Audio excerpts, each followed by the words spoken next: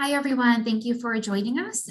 This is the Levittown Public Library's Meet the Professionals series. We're going to be speaking today with Emily Antoville, who is an archivist. I am Miss Jessica from the Levittown Public Library Teen Room. We hope that you enjoy this conversation and that you visit our YouTube page for more Meet the Professionals interviews. But today, as I said, we'll be talking to Emily Antoville, an archivist. Emily Antoville graduated from the Palmer School of Library and Information Science at LIU Post in 2014 with a master's in Library and Information Science with a concentration in rare books and special collections. In 2018, she received her Certificate of Advanced Study in Archives and Records Management and received her Certified Records Analyst Certificate through ICRM's partnership with LIU Post. In 2020, she received her Digital Archive Specialist Certificate through the Society of American Archivists and her Certified Archivist Certificate through the Academy of Certified Archivists. From 2015 to 2019, she worked as the Assistant Archivist at Malloy College. She then started work on the Robert Moses Collection Project as a Processing Archivist from 2019 to 2022, working in partnership with the New York State Parks and New York State Archives. Currently, she is working for the United Nations as an information management assistant. Welcome, Emily. Thank you so much for joining us. You have a lot of certificates and degrees, and we can't wait to learn more about you. So please tell us a bit about your background. Tell us a bit about yourself. Sure. I know it's a mouthful. So I grew up in the Five Towns in Woodmere, and I went to the University of Vermont. I did my undergraduate and graduated with a degree in English, and realized that that was really kind of a broad area of study.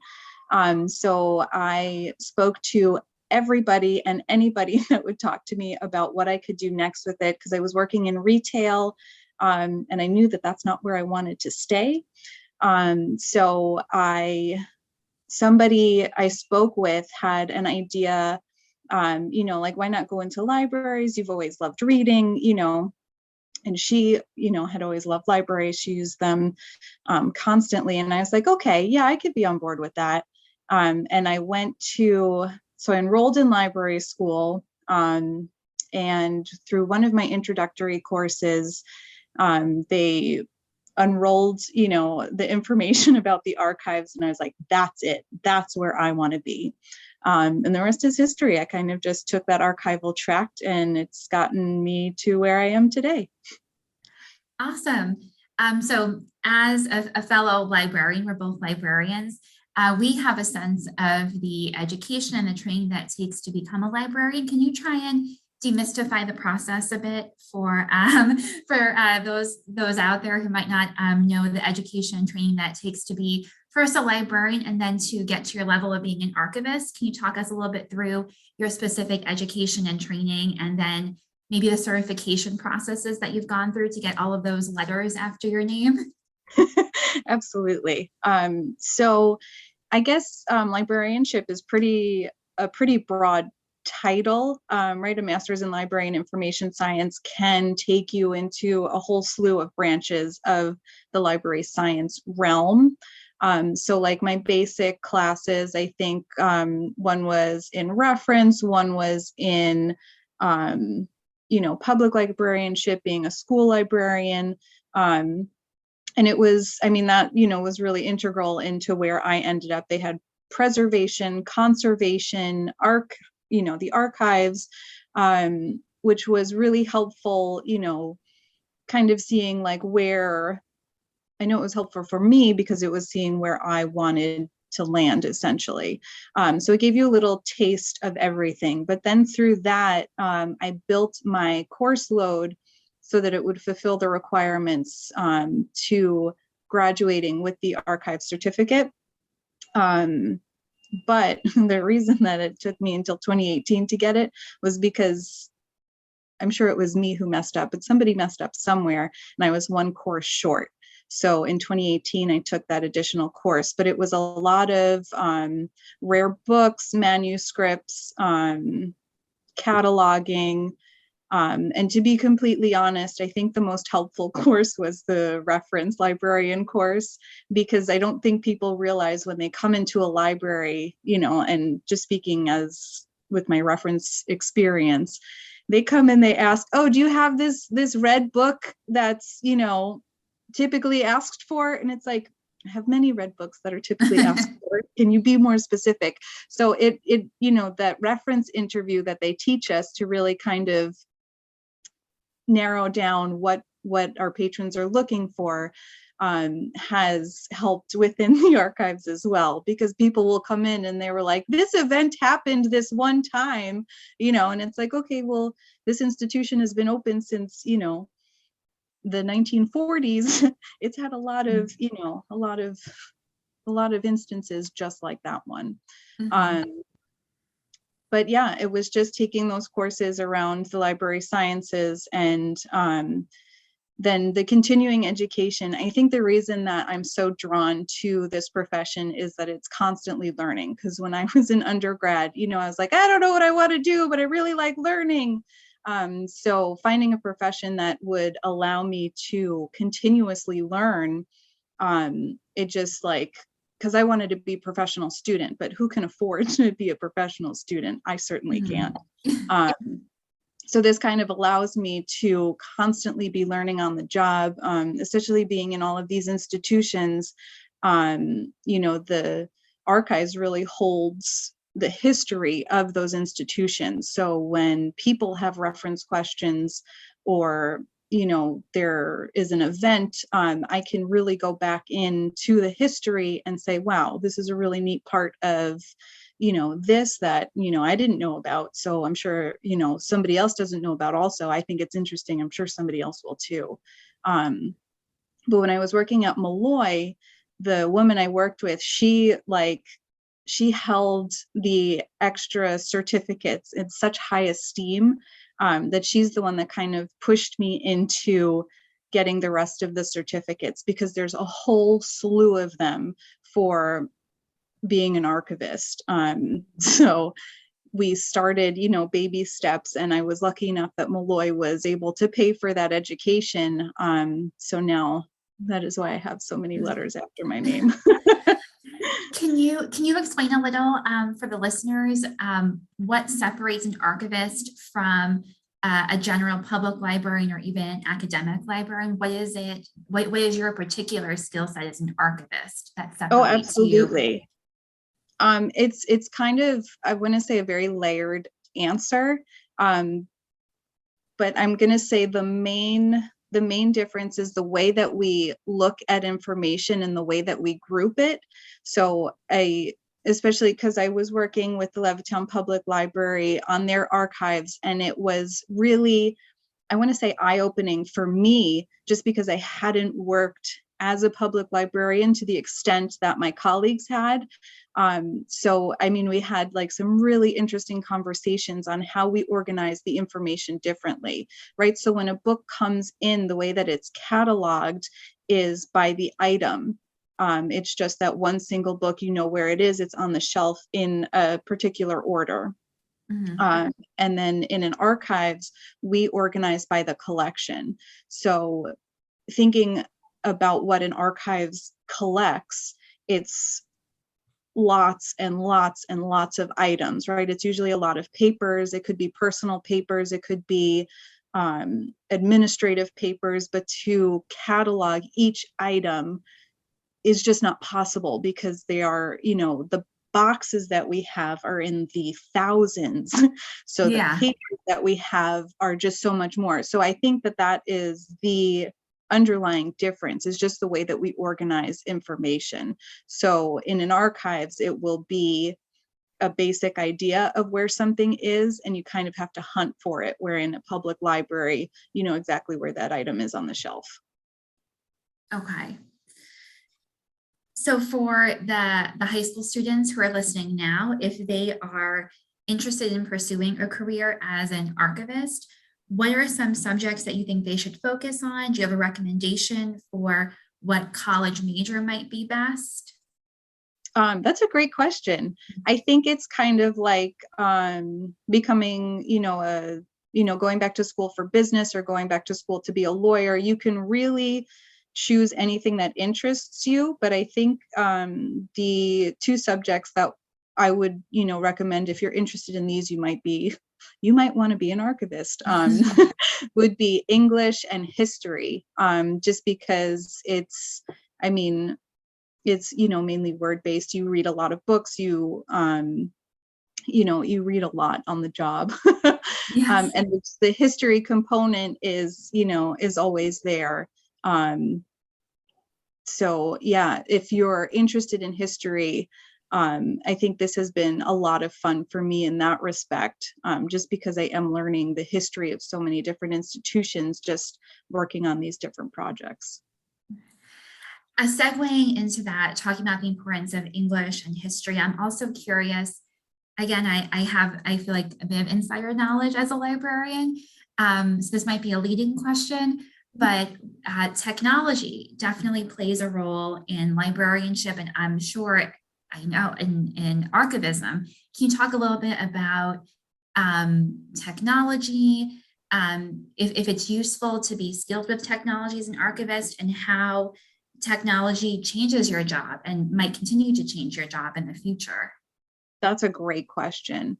I feel like I am in the transitional stage of the profession as a whole, just going from paper to digital, because where things were still being printed and there are physical copies of information, they are starting to really become strictly digital. And so we just hired a digital archivist at the UN, and she is essentially creating a pilot program, because it's nothing that we've had to I'm going to say preserve in the past. So preserving paper is pretty straightforward. That hasn't changed. You need a specific environment. The temperature and humidity have to be set at specific levels, and you want to make sure they're in acid-free boxes, acid-free folders, don't get them wet. But technology, you have, these hard drives that could have bit rot, or you have these CDs that, will get scratched, or you have obsolete mediums like floppy disks, which used to store a lot of media. So you have to kind of find a way to preserve. So what we've started doing is migrating that material onto something else. So let's say we have a floppy disk, we can migrate it onto a hard drive. But then we also have software and programs that are becoming obsolete. And there isn't really a standard right now for the digital world. And because it is changing so quickly, we really have to keep up with it. So any type of background in the digital world, computers, technology is super helpful, because it does change the way that the information is going to be preserved. So we're working right now with figuring out how to even catalog the information, right? Because on a standard file tree, you can have a folder nested in a folder, nested in a folder, nested in a folder, where paper is just folder and a paper in a box. So it's a lot more straightforward. So any insight and background information on that is absolutely helpful. Okay, great. Thank you. You mentioned before about your job at the UN. I'd love to know more about what led you to your current job, and then maybe you could talk a little bit about your typical workday as an archivist for the UN. Okay, the typical workday, I think, is my favorite question, just because I'm sure you know, right? Something always comes up. There is no typical day. It could be literally anything. So we just had the United Nations General Assembly. I always mix them up, but and it changes the whole work week. So what that means is that all of the contributing nation states come in and they talk about peace, essentially. So everything is shut down. There are police everywhere. It is probably the safest place in the country for that one full week. But it makes it very difficult for researchers to come in, and it does change the workday a little bit. But I want to say, typically, my responsibilities right now include updating metadata, just because even though the institution is fairly new, it was created in the early 40s, the rate that they produce records is so astounding that a lot of their collections are not processed yet. So what that means is that it's just paper in a box and it is not very searchable. So I'm here, part of my responsibilities are to make that information searchable. So I'm putting in metadata, which is literally translated to data about data, just so that there is some type of description, so that when somebody goes into our catalog, they can search, San Francisco meeting, and then we'll pull up all of the information on the collection about the San Francisco meeting. So I'm doing that. And in addition to that, I am in charge of the reading room. We cycle through so that everybody has a different week. And what that means is that when researchers come in, I make sure that the folders that they are planning on looking at are available, just making sure that they're handling them properly. So in an archive reading room, because we're dealing with paper, we can't have food, we can't have water, drinks, pens. You need to bring in pencils. All of your personal belongings are locked up in lockers. And it's really all just to preserve the information that we're sharing. So I am making sure that, the folders go out and then they come back and go into the correct spot so that we can find them again, things like that. But I think what led me to this position, it was, I think, just luck. So my position at the Robert Moses Collection Project, it was grant funded. So I knew that it was ending in January of 22. So I was kind of trying to hustle to find a new job. And I was a part of LIU's listserv that announced jobs. And I was part of some of the different associations' job postings. So every time there was a job, I would get an email. And when I tell you I have applied to, 10,000 jobs since, October of 22, it is not an exaggeration. But I applied to the UN, thinking like, well, this would be a dream, but, I don't, expect for it to happen. And it was a lengthy process. It took about 6 months for them to process all my information, get the entrance exams taken care of, the interview, and then I kind of started from there. But it was pretty lengthy. It must be an exciting place to work, though. And you mentioned the UN General Assembly. There was excitement on Long Island when that was happening last week with the fighter jets overhead. So I can only imagine we had a very, very tiny taste out here of the security measures. So I can only imagine what it must have been like to working in the actual building that week. You mentioned the reading room, which I'm curious about. Is that a place that any person can come to and ask for particular documents to look at, or is that something you make an appointment to come and view? So we do have researchers coming in. You do have to make an appointment. So you need to let us know, because a lot of researchers are coming from out of town, either out of state, out of country, wherever they're coming from. So you do need to make an appointment, because we do only allow a certain number of researchers in, and we need to make sure that we have access to those boxes. So within the UN archives, there are 3 spaces right now where we hold archives. So there is Vienna, and we have 2 places in New York. So it's my building and then another building in Long Island City. So we are not interloaning records between Vienna just because it doesn't make sense to. And I think their holdings are very specific to Vienna.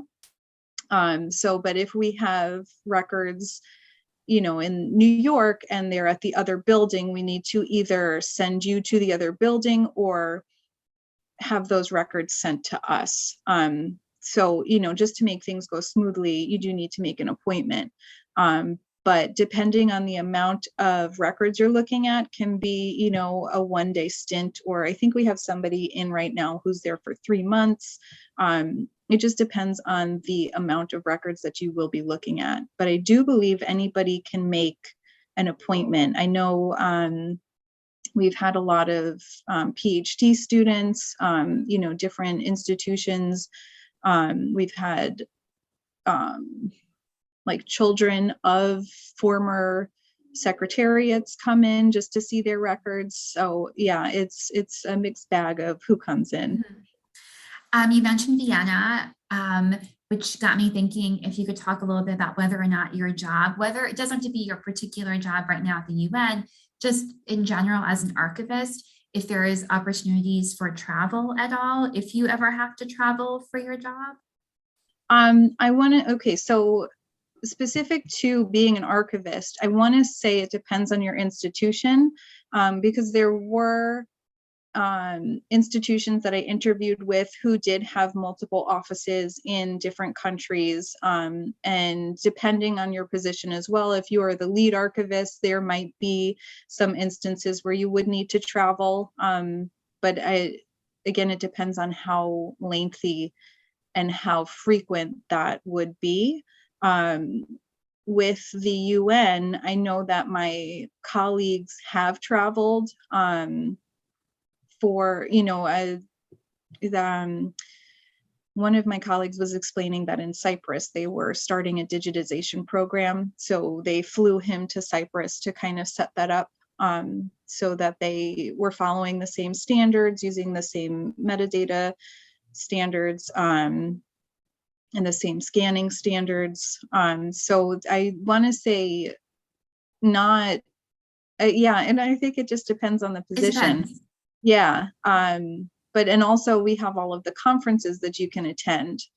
So it depends on if your institution will pay for it or not, but they're usually pretty reasonably priced, knowing that, it might be coming out of pocket, and they're, all over the country. So it's kind of fun to travel that way and just meet people within the organization. Yeah. Can you elaborate a little more on that again? Because I know the certification process and the need for continuing education with the certificate. Can you talk a little bit about the librarian certificate, our requirements for keeping it, and how you stay up to date in your field? Sure. So each certificate has different requirements. Some of them overlap and some of them don't. So for my digital archivist specialist certificate, that one I think is the most specific, because that I can't go to conferences to get continuing education points for it. I have to take their webinars. But for the ICRM, oh my gosh, I don't even know all of them, which is embarrassing. So you have the certified archivist and my archivist certificate that doesn't expire. So it's really the certified archivist and the ICRM, and their continuing education allows for conferences, webinars. If I am part of a committee or on a board somewhere, there are a lot of opportunities to gain that credit for those, which is really nice because it encourages you to get involved in the certifying body, but it also gets you involved with like-minded people who are just as excited about this position that you are. And again, it's continuing to learn. But there are a lot of opportunities. I think the conferences are the easiest, just because they offer the most points, because they're usually, a couple of days long. Yeah. I'm curious to know, what is your favorite part of your job and what is your least favorite part of your job? And again, we can be talking specifically about your current job at the UN or based on your varied experiences as an archivist at other institutions, your favorite and your least favorite. Okay, so my favorite is definitely processing. So when these collections come in, right, we need to make sure that they are searchable. So that really entails going through each piece of paper, as best as you can, and just labeling it. So you really get a feel for the collection. You get to see what you're working with. You get to see what's coming in. And I think that's where you get the most history.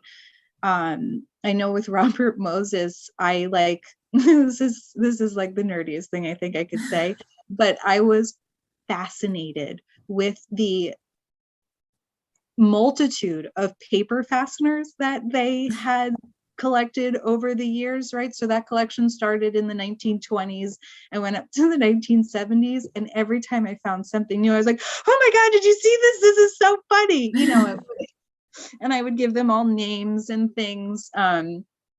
But it's has nothing to do with, the intellectual work, but it was just finding things like that, I think was a lot of fun. And just the things that we would find in that collection, we found, there was, I guess, an oil spill in Jones Beach, and they had a plastic bag of oil from the oil spill. It's like, why would you keep this? Like, and yeah, things like that. But that's so interesting. That's right. What people might not realize when you're creating an archive is it's not just a book or even a CD, a floppy disk to get like very retro. It's things like a plastic bag, or depending on where you work, it might be a hat or a shoe or any kind of interesting object. Would you say that is, this is another question I was going to ask you later, but would you say that's the most interesting thing you've ever come across, or do you have in your mind the most interesting thing that you found while working on archive? I know we're going on a bit of a tangent, but we'll come back. No, I love it. That is the most interesting that I personally have found, but I have friends who, I have one friend, she's working at Evo, and she found a mustache, like, I don't even know how to describe it, but like a mustache where each hair was put in like the right spot so that it was held in the way that it was on this man's face. I had another colleague who found like a vial of what was once a live culture of the smallpox. I mean, yeah, the things that you find. I know, right? Well, and when she found it, she was like, well, I don't know if this is still alive or not. So they had to send it out and like, full on biohazard suits, because you don't know what you're dealing with. Yeah, I feel like, the dark side of the archives is you don't know what you're getting into. And a lot of these places for processing, people don't care for their records like I would like them to. So a lot of these records are stuffed in basements and attics, and you like find, like actual skeletons. We were looking at, we were inventorying part of the Robert Moses collection that I feel like has the most fun stories, just because it was all over the place. And like we found a dead bird in one of the rooms, and like, yeah, every time we would go down there, they would be like, oh, they're the archivists going to the dungeon again. So it can be a lot of fun. I mean, even now so I'm not in the Secretariat building at the UN. I'm up the block, but I'm in a space that used to be a supermarket, and it's been retrofitted for the archives, and we still have, the produce art up on the wall over some of the boxes. Yeah, I think that's I'm just seeing how people kind of deal with their records and what they're putting into them, because it's what was important to them. And I think that's really most interesting. Do you guys wear any specialty clothing or use any specialty equipment, considering you're finding dead birds and, deadly viruses?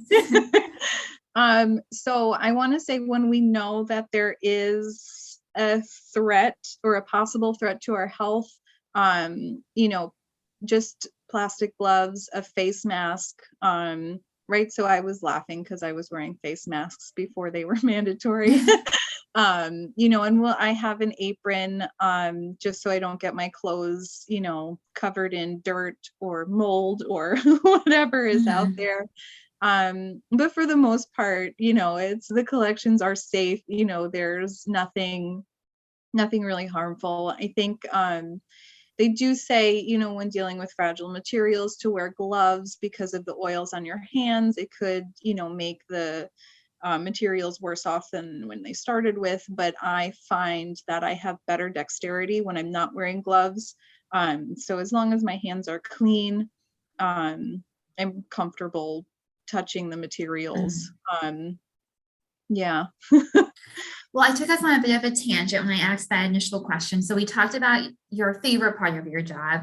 So can we talk a little bit about your least favorite part of your job? Absolutely. So my least favorite part of the job, I'm going to say, is doing just data entry, because there is a lot of data entry that needs to be done. It's just not as exciting it's not as exciting because you're looking at an image or a document and just kind of, typing away at it.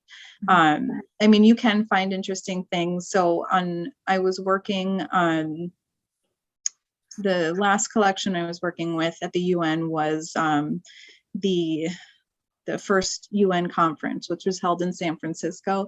And it's just image after image after image, which I love because, right, it's from the 40s. So it's just, I'm looking at fashion, I'm looking at cars, the way that the buildings are, the architecture of the buildings. And I found one woman who looks exactly like handsome Squidward. And I was like, oh my gosh, I need to show this to everyone. So it's still, it can still be fun. But it's just not as exciting as the processing for me. Okay, fair enough. In our conversation, you've definitely mentioned colleagues. I'm curious if you can talk a little bit about how much of your job is working independently versus working with a team. Oh, sure. It's going to vary from institution to institution. I want to say archives it's a difficult field to work in because it does not make money, right? So the institutions that have them, that support them, really understand the benefit that they have to the history of the institution and researchers that will come in. But aside from that, right, it's not making any money. So it's very hard to ask for money. So when I was at Malloy, it was me and another woman, and she had been there, I want to say, for 8 years by the time I had gotten there.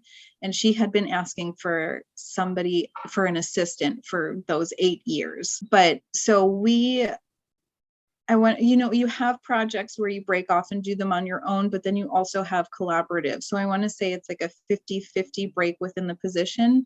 When I was at Robert Moses, we started as 2 based on the grant, and then we went to 3 for the last year. And we had 2 interns each semester while we were there. And now the UN, I think, is the largest amount of colleagues that I have. And there are 5 of us. That's still not a lot. No, it's not. But in the scope of the archives, it's a lot of people. So it's kind of nice because you don't get lost in the shuffle. And if you have an opinion, it's real easy to be heard. But I want to say there are a lot of a lot of groups and organizations, called the lone arrangers, because sometimes, you are just the only person there. So depending on what you're looking for and what you're comfortable with, you can find a position that has, a handful of people versus just working on your own. I just have a couple of more questions for you, and then we'll wrap up. Again, we're going to go back to sort of advice for high school students or college-bound kids who are preparing for their career. If they're interested in becoming an archivist, I'm wondering what specific types of interests or skill sets do you find lead to the most success as an archivist? Okay, let me see. I want to say, attention to detail, because a lot of it is detail oriented. You're going through information, and you need to pick out specific things, like words need to kind of pop out at you. So for the UN, when we have researchers coming in, if the collection has not been processed, we have to go through it because they do have levels of security. So we're only allowed to, if it's strictly confidential, we can't have, everybody looking at it. So missing that could be really detrimental to somebody somewhere. So having that attention to detail, I want to say writing is a huge skill, especially because, like I said, getting money is difficult. So grant writing would be really beneficial to any position. And I understand that is a whole skill on its own. But I do know, I have a bunch of colleagues who have gotten really good at it only because they've done it so many times. And I know that there are a lot of organizations that have webinars to help with grant writing. And I want to say, I guess being like your own advocate, just because it's a lot of having to speak up and saying like, this is important, and you need to be able to make an argument on why you need this really expensive scanner, right? These scanners, start at $3,000, and it's like, why are you spending this money on it? You need to be able to justify all of your purchases. So just being able to stand up for your needs in the workspace. The last question is, do you have any advice that you would share to teenagers, or even not even teenagers? It could be adults, maybe they're looking to switch careers, or find the field that fits them, and they think archivism is the way to go. What advice would you give them? I could say go for it, because I love it so much. Yeah, I think, definitely get some more information. And I don't know, if you want to share my email, like, please do. Anyone that has questions, like, please reach out. I think that if you are kind of feeling around for what you want to do, like I said, I spoke to anybody ad nauseum who would speak to me about what I should do next, because it wasn't, you're so close to it that like you just don't see it. So having the other perspectives and having people say, well, what about this? Well, what about this? And just kind of trying it on for size, calling the institutions, just getting more information. Because, I, as a librarian, I think knowledge is power. Yeah, but I just, and I think, especially if you're changing careers, I will say I am one of the youngest archivists that I have seen. A lot of my colleagues have been, people who have just changed their careers or looking for something new. Even in the library space, it's the same thing. A lot of the reference librarians, this is their second career. It's never too late to find, what you love to do, and get, it's never too early as well. But I have had friends, ask, the question, like, well, if education, money, none of those were in question, like, what would you do for a living? And I'm sitting there and like, I would do exactly what I'm doing right now. So yeah, I just think, if you're thinking about it, just get more information and go for it. What's the worst that can happen? You don't love it. Absolutely. If anyone does have any questions for Emily, you can comment on the video. You can email us at teams@levittownpl.org, and we'd be happy to pass the questions along to Emily and get her responses. We appreciate her being so open to answering questions today and in the future. I don't think I have any other questions. This has been a great conversation. I feel like it's illuminated the process, which again can be very shadowy to people, even Right. general librarianship. I think there are perceptions of what we do, and then archivism is such a specialized field within that. So I hope people I think they will get a lot of information out of this. So thank you again so much, Emily. And thank you everyone for watching. Feel free to comment, email us if you have any questions. And thank you so much. Bye. Yeah, thank you for having me. Thank you.